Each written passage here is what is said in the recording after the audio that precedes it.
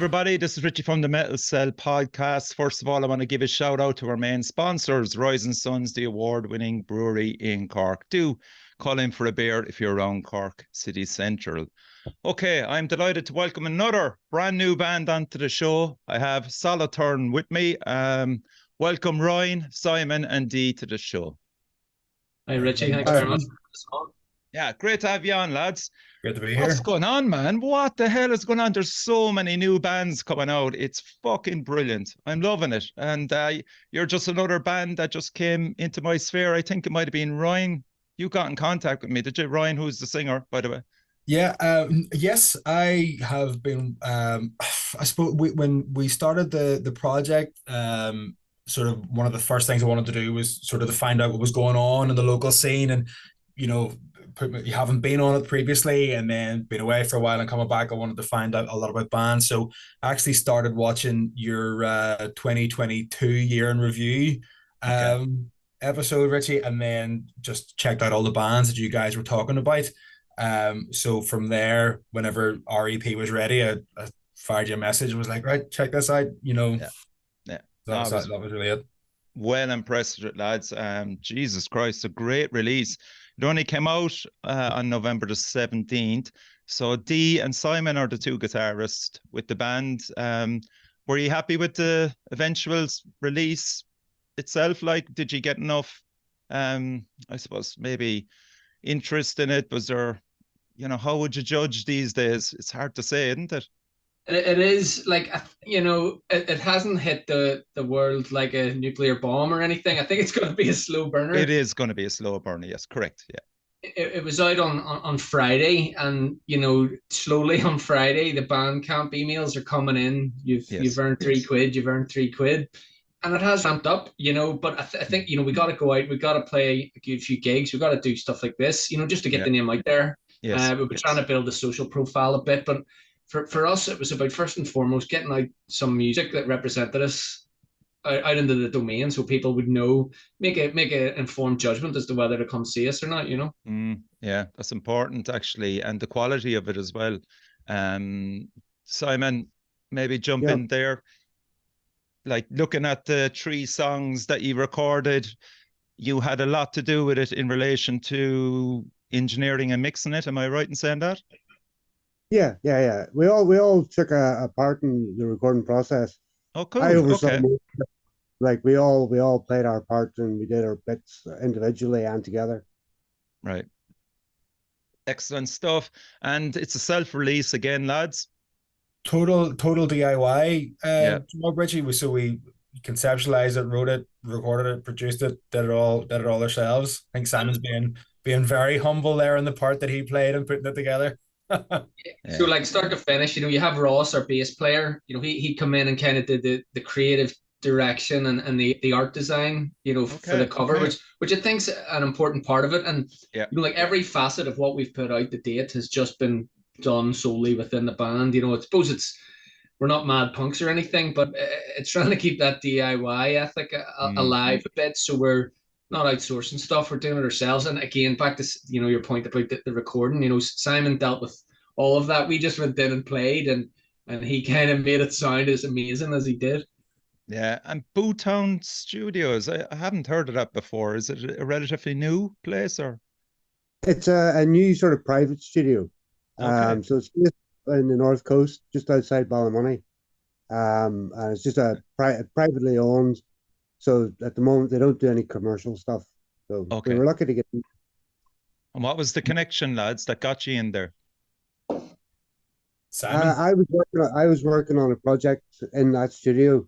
And while I was working on that project, I took the opportunity to bring my own project in, if you know what I mean. Well, there you go, man.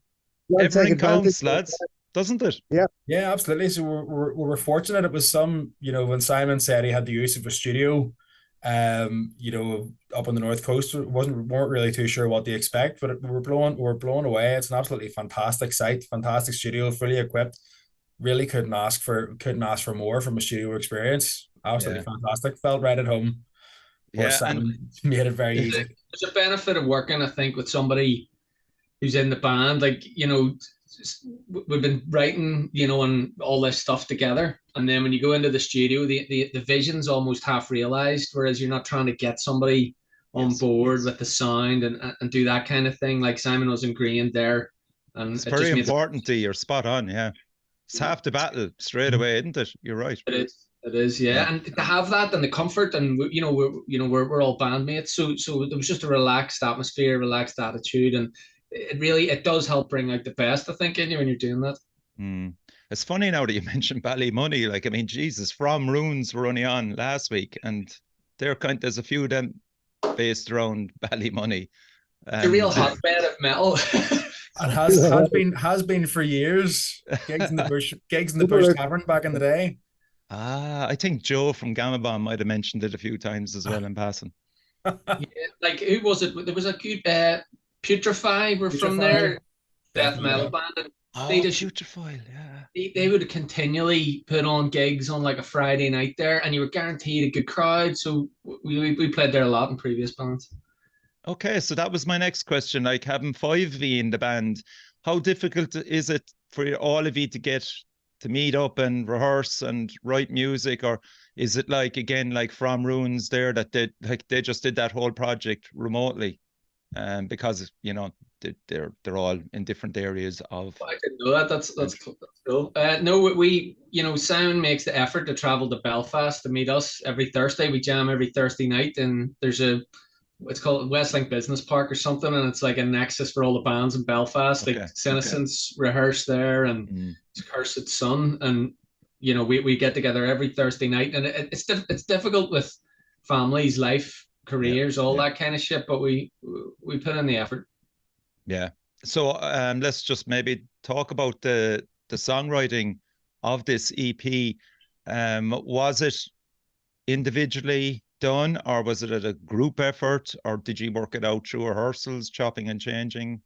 I suppose a bit of everything. So the initial sort of tracks were maybe conceptualized with Dee writing a lot of riffs on Ableton, and then myself coming up and just sort of riffing melodies and throwing out some vocal lines and saying what, you know, sort of that was how the Solothurn project sort of came about. And with Dee's riffs, you know, I was always in the back of my head, like, the riffs are so good, the songs are so good, it really deserves a band, you know, we need a full band behind it. And when we got the rest of the guys together, when we got in that room, obviously we started making a few changes and a few edits and cutting things together, but by and large, that's how the overall sound sort of, you know, was conceptualized. Class. And was Simon the last member to join? I'm the new guy. Yes, he was. Simon was an absolute Hail Mary. We were we felt that a second guitarist would add to the overall sound, just hold everything together. And we were all of the opinion that would, you know, rather than going in pursuit of somebody, if we worked to write the best songs that we could, to put ourselves out there, the right guy would find us. And just it was a Friday or Saturday night, I was sitting going, I said, well, I'll do one last search for somebody. And at the same time, Ross texted me to say, check out this guy. And it's as I was looking on Simon's profile on Bandmix, and we both emailed him. And after he came back and he was like, okay, give me the details. What do you guys, where do you meet? When do you meet? What kind of, who are your influences? And it's been the right fit ever since. Yeah, I'm glad you brought up influences there, because there's quite a bit running through the three songs. I mean, obviously Alice in Chains, bit of Tool, Helmet. I think Velvet Revolver as well, Ryan, the way you delivered the songs, like, I mean, that's high praise indeed, I know. And, you know, well deserved. Like, yeah, Scott Whelan, Stone, I would have known him more for Stone Temple Pilots. Yes, correct. But yeah, absolutely. You know, and pretty much every band you said there, Richie, was absolutely has been an influence. I think definitely on certainly myself, but I think pretty much all the guys in the band. We all share a lot of similarities when it comes to our influences. Obviously, we all have our own little caveats. You know, bands and musical styles that we're into and we enjoy, but I think by and large, that sort of 90s grunge style sort of resonates with us all. And like I suppose, sorry, being in a band, like it's a bit of a Venn diagram. Like everybody, like all five of us are into a lot of different stuff, but it's that crossover point, and we all bring something outside. It's that's nearly a pentagram, Dee, is it? Is that what it is? It's a pentagram. And like it'll go from really heavy stuff to even light stuff. It's a bit of everything. But I think when we're together, we know what we all like or what we're into, and what we should kind of strive towards. Yeah. And there's a 90s thing going on, but it's definitely a modern sounding thing too. Like I wouldn't say it's retro or regressive.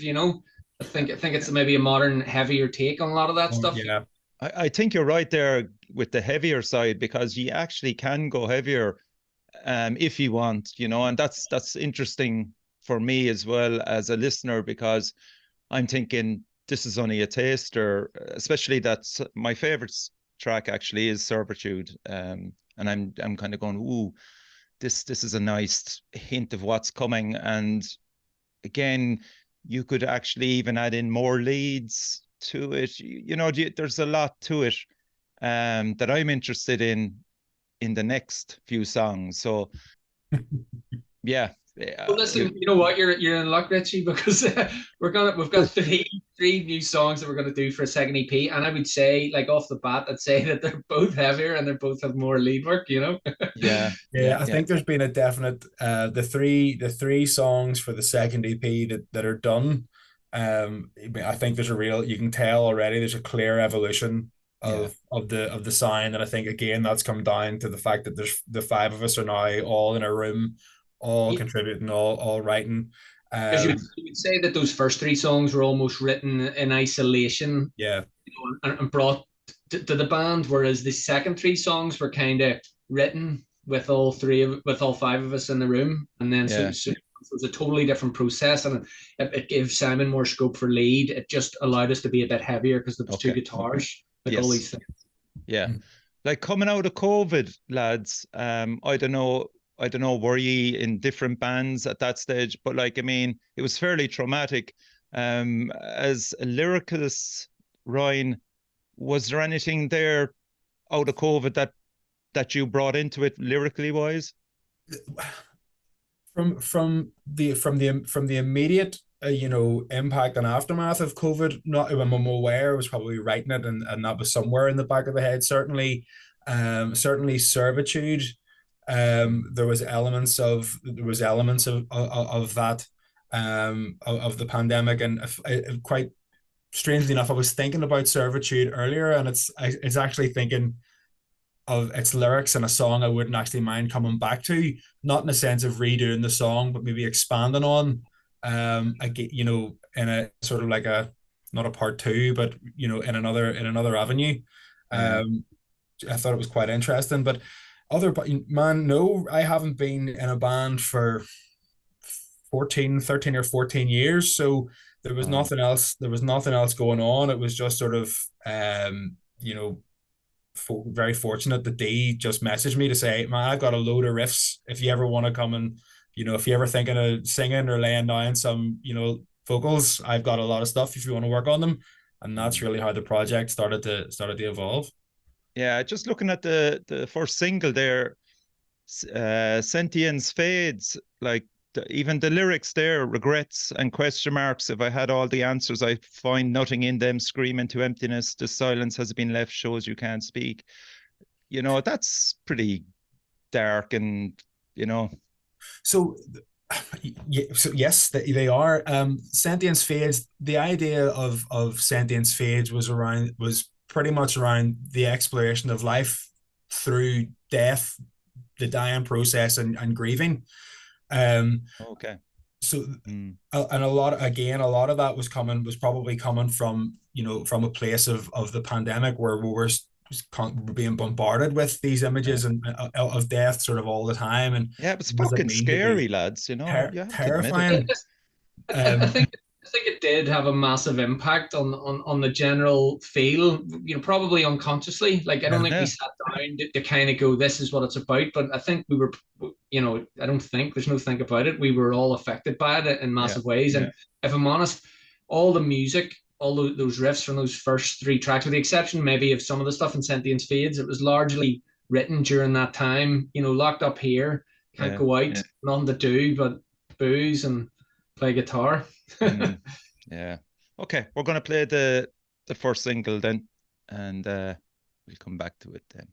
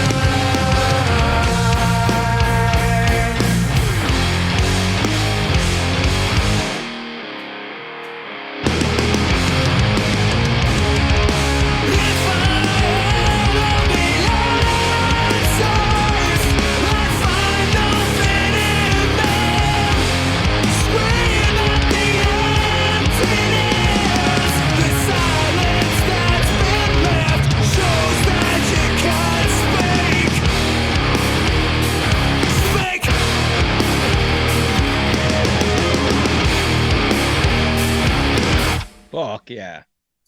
That's brilliant, lad. Seriously, fucking hell.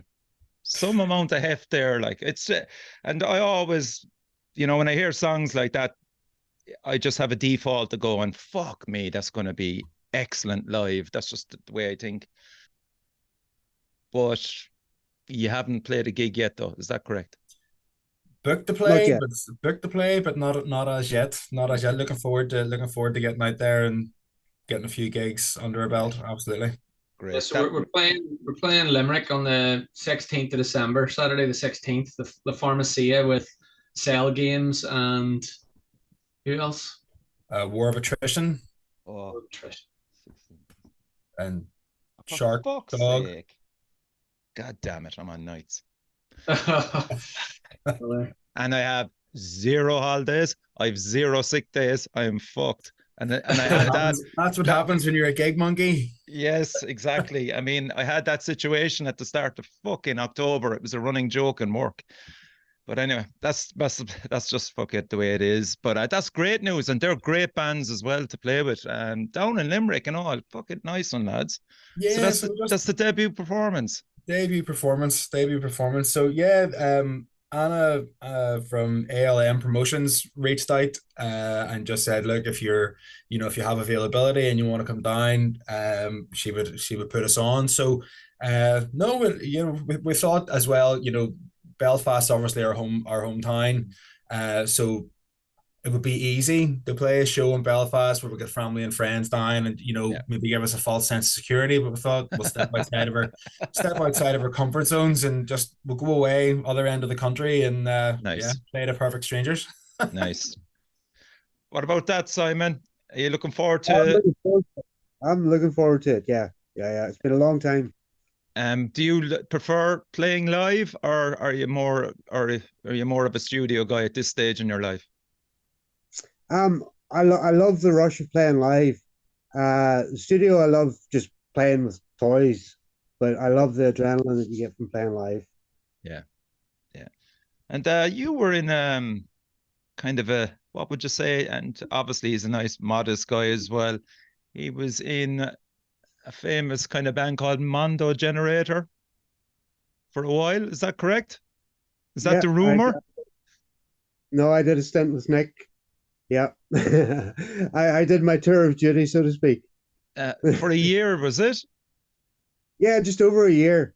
We did a couple of festival seasons. So yeah, it was just over a year. Okay, and what far-flung countries did you get to? Well, most of it was Europe and North Okay, America. Yeah. nice. Yeah, and that was a great experience, I'm guessing, yeah? Oh, that was amazing. That was amazing. It was an out of the blue experience as well. Okay. I worked on his album as a mastering engineer. And while we were doing the album, he needed some overdubs. So I did a couple of takes on the guitar. And then a couple of weeks later, he sent me an email asking if I'd come out and tour with him. So I Wow. was like, yeah, let's do it. Yeah. Once in a lifetime type thing. Yeah, you're right too, man. It's great. Let's talk about the themes of the EP, lads. Well, you know, what are you exploring in the three songs? There's obviously Sentience Fades, War, and Servitude as well. Like, all of them sort of deal with all sort of different themes. Sort of, there was a lot of issues going on as you are sort of. I didn't want to write sort of personal experiences and things, self-centered or egocentric sort of material. I thought that might have been a bit, maybe a bit shallow. So there was a lot of stuff from my experiences working, and a lot of stuff about just the general day to day, what it's like living, sort of post pandemic, in this world where we're constantly being preached at, in fear. We're being bombarded with fear. How do we manage that? This sense of wanting a personal revolution, a war within ourselves, like, those constant inner struggles that we all go through. Mm. So they're all the things that were sort of going on, all against the backdrop of a society very much seemingly to be in decline, where there's a lot of waste and ruin. Yes. But I think the latter is probably that they're the overarching themes that are probably going that will probably shape my lyrics and writing going forward. Certainly with the three songs on this EP, these were the first songs and the first time I'd really put pen to paper to try and write in in the better part of 14 years. So there was a lot of working out the process again of how to write lyrics, how to express myself that way, and things that I'm aware that still need to be refined. So but very much an enjoyable process, with the exception of In Servitude, which was probably the most difficult one to write. I would imagine there was a certain level of conflict and a mental block with that one, so it took a while to get over. But I think it turned out okay in the end. Oh yeah, absolutely. And representing those three songs then with an album cover, why would you have chosen that in particular? Like, well, we didn't give Ross much of a brief. We kind of we talked about what Ryan just kind of mentioned there, broad themes, and we said, Ross, the graphic designer, and we said, listen, can you just come up with some stuff that you feel represents those themes and kind of locks in with the type of imagery we like as fans, so the bands that we kind of like album cover wise.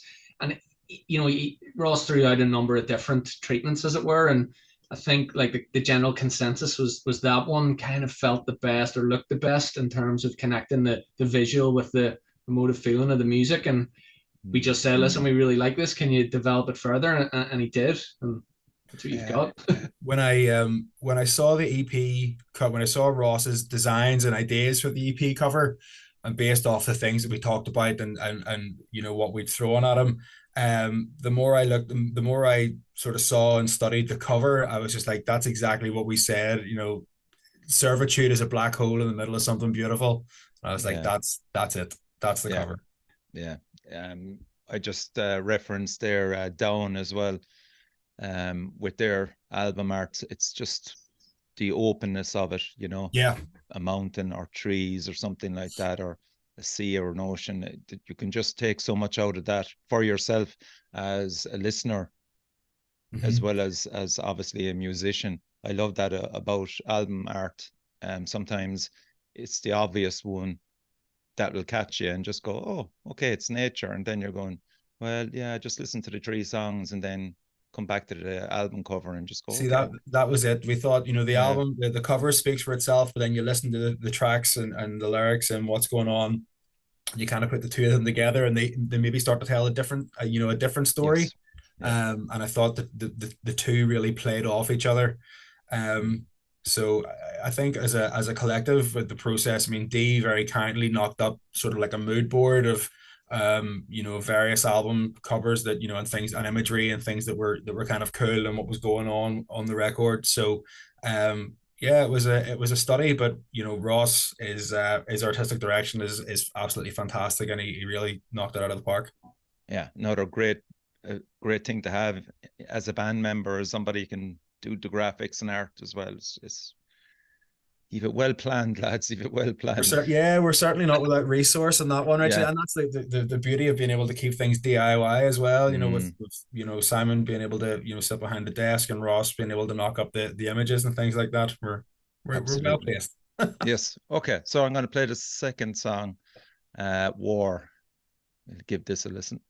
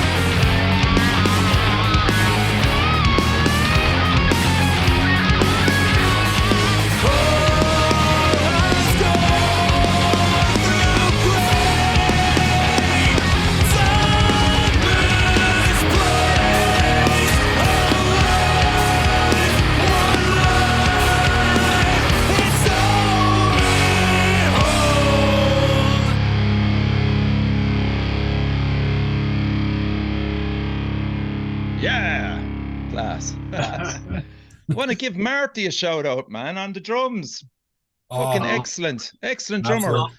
These guys, like, how do you find people like Marty? Like, they're just fucking probably the best drummer I've ever played with. Like, he's such an imaginative guy, and like he'll come in and not just like when I bring in song ideas or riffs, he has this way of taking it in a completely different direction with these real cool accents and everything. He's an unreal drummer to play with, Where did he come from, or was he in other bands, or?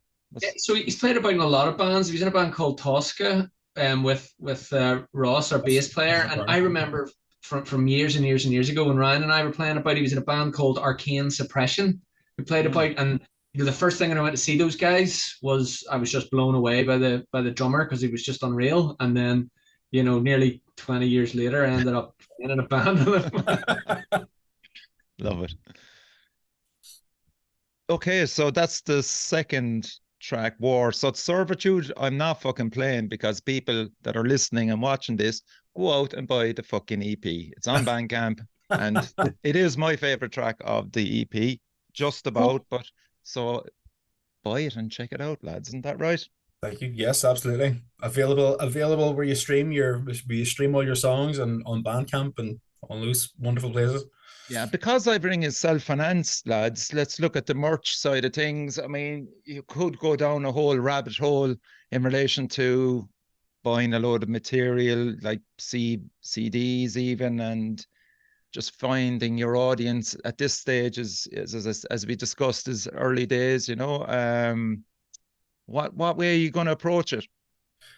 I'm getting constant messages about a physical release of the EP. And I think that's something we didn't want to do just right off the bat. Okay. And I think because the second EP, Touchwood, is so close on the heels of this one, yes, might hold fire on physical releases of the music just for the time being. Can I give you one bit of advice maybe for that? Absolutely, of course. So there's a band from Cork called The Grief, and they released 2 EPs, right? And then they combined the 2 EPs as a CD album release then, and it was fucking really cool because we had everything there then. Do you know what? That was part of the plan, and it goes back to therapy. I don't know if like their first 2 years. Which my therapy, your therapy, or the band therapy. Therapy. So Baby Teeth and Pleasure Death. Their first sure, for fuck's sake. They combined into the single release called Caucasian Psychosis. Now I think it might have only been a North American release, but that was kind of the concept for us, was to kind of get these out there. And you know what? See if there's demand and people really want to own it, then what we could do is we could even put them out on a record. I think that'll be cool. I don't think, we've never put out a proper record before. We put out CDs and tapes and everything, but not a nice piece of wax. So yeah, I think that'll be a good shout. But again, so you're investigating it at the moment, anyway. There is merch coming. Merch is on its way. Nice. And we're also working on, Ross and I are working on some sticker designs together. So we want to have stickers and T-shirts to start off with, and then once there's enough music out there, we'll definitely bundle it up for you. Yeah, class. Simon, what's your input into all this? You're old school, man. You like the physical release, don't you? I'm guessing anyway. And I'm not into the streaming as such. I prefer the old CDs, vinyls. Yeah. So I would like to see everything combined into a vinyl release. Really nice. Yes, yeah. Now mixing and mastering that, Simon. Sorry, Simon, for cutting across you. Just mixing and mastering that. Would you have one ear cast aside there for a vinyl release? Is there much of a difference in relation to mixing and mastering? Maybe 6 songs and putting it on vinyl. Is there a different approach to it, we'll say? There is a little bit of a different approach, yeah. You have to work the bandwidth of the vinyl a little bit more. But generally, like it's just a little top and tail. It's not a huge difference. Okay. Yeah. Right. That's handy to know anyway. So see, we're all of the age, lads. Like, who doesn't want the fucking vinyl in their hands? But like the majority at this stage then don't have fucking record players to play it on. There is something cool about having your music on a vinyl. Yeah. We're just fucking old romantics. That's what we are. Like, fuck's sake. Like. Do you know what it is? Don't judge us.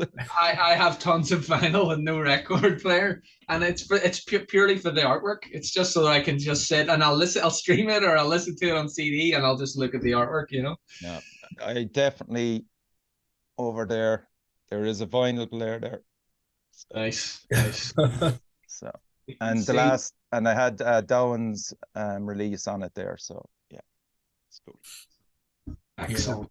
What are you saying, Dee? Big Down fans. We're big Down fans. Don't know if that's shown through on the record, but Down's an archetype band for us. Absolutely. Yeah, class. So future. Let's talk about the future. We are in November now, so you have a gig. You just announced it there. That's Limerick in December.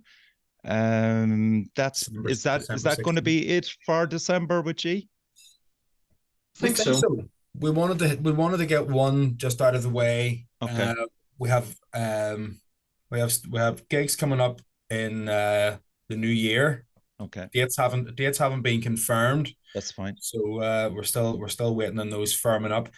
But no, the future, I think, immediately is to finish the writing and recording of the second set of tracks, and continue promoting this EP, and continue obviously. So there's a lot of trying to keep a lot of balls in the air, Richie, with trying to there's promote 5 the first one. Spread the load, Ryan. That's it. But you know what, we're playing the Bloodstock Metal to the Masses thing that'd be great. Fuck it, nice one. Yeah, in February and March in Belfast. So again, not counting our chickens or anything, you might get a couple of gigs out of that rather than just going out first round. So we'll see. Hopefully that leads to a bit more. But I think the goal is we definitely want to get out there and gig. I don't know these days. Do you go out and play every weekend with the advent of social and everything else? Like, you maybe don't have to be playing every weekend, but you got to be playing constantly, if that makes sense. Yeah, it does. I mean, like, look at the bands that are out there at the moment up your side. I mean, you're looking at Nomadus, They're off reference on the show. Hey, Freddie.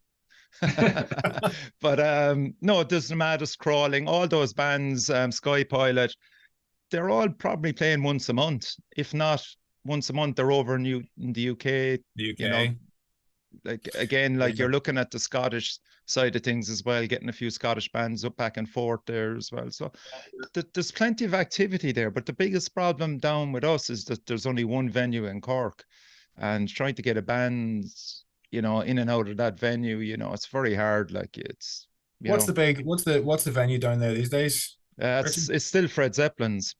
Fred Zeppelin's. Is that where we played, Dee? Nancy Spain's. Nancy Spain's. Fuck off! Really? Jesus. Yeah, Dee and I we played there with Paul Diano. Oh man. And that was 2005, probably. Yeah. Is the Savoy Theatre? I played the Savoy Theatre. Is that still going? That's gone. Yeah, that was the last band I saw there was Macedon, and before that, Suicidal Tendencies. That was a great venue. Oh man, it was a good venue. Yeah. So like we're struggling at the moment, whereas Limerick has Dolan's. You know, we can play Casbah there, or we can play Pharmacia, obviously. Pharmacia. Yeah. So that's two. There's off the bat, and Dublin there's a shitload of them as well. Yeah. But again, getting a promoter to put you on in Dublin, I'd recommend OD promotion straight away. So that's it. It's trying to link in and find the guys that are promoting it. You know, back in the day, I would have been booking all the shows previously, so I would have been booking and promoting myself, with the exception of sort of James in Distortion Project. He booked us a lot, but aside from that, and it was mostly trying to organize it myself. So because I'm out of the loop so long, it's trying to figure out who's who and who's putting bands on. So what was the name of your band, Ryan? Dee and I were in Involution together. Involution, okay. Back in the day, after post Involution, I was in another band that will remain nameless for other various reasons. As Dee chokes there. It's a good job you weren't drinking. You have to respect it's a journey, Dee. It's a journey. Give him the breaks. Give him the breaks. I just laughed because we did another podcast and I mentioned Ryan's band and he's like, "What did you mention those guys for?" And I was like, "Well, it's just because I was mentioning my other bands. I didn't want to not mention, No, I was in a band after post Evolution. I was in another band called Escape Fails. It was the ending was quite acrimonious, so they cut me out of their history completely. So I figured, well, they're not getting any mentions off my back. But the name suggested it anyway. That's it. And about names, Solothurn, that's just a strange one. Anyone care to take that? Yeah, it was a big one. I'll go for this. So, well, listen, it all goes back to a long time when I was in a band after Involution called Electric Red, and when it ended, I gave up the guitar probably for about a year, but you always just come back to it. And I came back to it, and I was producing music in Ableton, just writing, putting stuff together, programming the drums. And eventually it led to where we are. But while I was doing that, I came across this place in Switzerland, just looking about online, and saw the name, and it was Solothurn, and I was like, wow, that sounds cool. And it was like, it's a single word. Sounds cool. I'm almost doing a solo project, Solothurn, blah, blah, blah. So it just kind of stuck. And I was doing little demo tapes of basically compositions that were just riffs and guitar riffs and drums, and giving them to Ryan, and just kind of stuck. And when we put the band together, I was like, listen, I have this name, Solothurn. If you want to come up with something better, by all means, but if you can't, we can use it. And I think everyone liked it enough just to use it. And you more you read about this place in Switzerland, it's pretty cool. There's a thing, Ryan, I'll tell you, that the clocks all go to 11. Solothurn, it has this affinity with the number 11. So if you Google it, Richie, all the clocks in Solothurn only go to 11. Which I thought was fantastic. And in the cathedral, there's like 11 altars in the cathedral, so it has an 11 in numerology is the angel number. So I thought that was quite nice. Cool. And then there also the Spinal Tap link, Solothurn. And I found this out last week. I was like, what? Solothurn goes to 11. Oh my god, it's even better. That's going on a t-shirt. That is fucking class. Jesus Christ. Okay, lads, so that's it. Again, just congratulations on the EP. I think it's fucking excellent. There is an audience for this type of music, and it's growing bigger. And I think get your gigs now going, and we'll promote this on our side as much as we can. And 2024, we'll see another three songs maybe. Yeah, another 3-track EP. Hopefully in the early stages of next year. All depends on Simon and his ability to to get us in the studio. Simon is well chilled out there. You can see it, man. Yeah. So I hope that we'll have 3 tracks out by the end of Q1 2024, and you could easily see another 3 by the end of 2024. So yeah, that's great news. Yeah.